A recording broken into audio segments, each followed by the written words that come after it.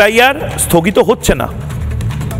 তৃণমূল কংগ্রেসকে বলছি, SIR special intensive revision স্থগিত হচ্ছে না, এসআইআর চলবে।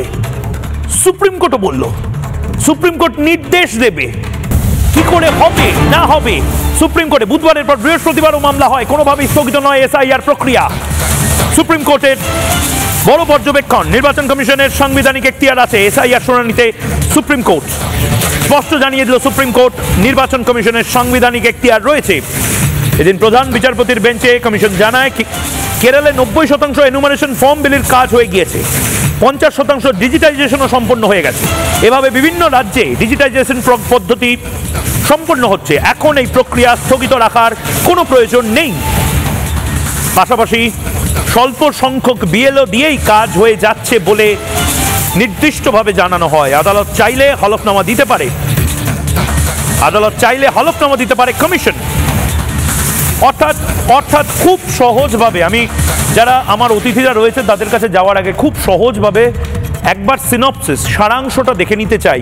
সুপ্রিম কোর্ট ঠিক কি বলল। মমতা বন্দ্যোপাধ্যায় বা তৃণমূল কংগ্রেসের জন্য এটা বড় ধাক্কা। এসআইআর কোনোভাবেই স্থগিত হচ্ছে না, কিন্তু এসআইআর ঠিকভাবে করতে হবে, এটা তো সবাই চাইছে।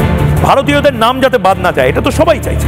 নির্বাচন কমিশনের সাংবিধানিক অধিকার রয়েছে এসআইআর করা। এসআইআর সাধারণ প্রক্রিয়া নয়, এটি নিবিড় সংশোধনী, যেটা স্বচ্ছ সেটাই কমিশনকে করতে হবে। কমিশন এবং কমিশনের নীতি ব্যাখ্যা করা হবে। নির্বাচন কমিশনের সাংবিধানিক এখতিয়ার রয়েছে। দেখুন মমতা বন্দ্যোপাধ্যায়রা কি চাইছেন, এসআইআর থেকে যাতে কারোর নাম বাদ না যায়। আরে এটাই তো নির্বাচন কমিশনও চাইছে। ভারতীয়দের নাম কেন বাদ যাবে? ভারতীয় মুসলমান ছেড়ে দিন, ভারতীয় হিন্দুদের নামও বাদ যাবে না, ভারতীয় খ্রিস্টানদের নাম বাদ যাবে না। হিন্দু, বৌদ্ধ, শিখ, জৈন, পারসিক, মুসলমান, খ্রিস্টানি যারা ছিল তারাই থাকবে।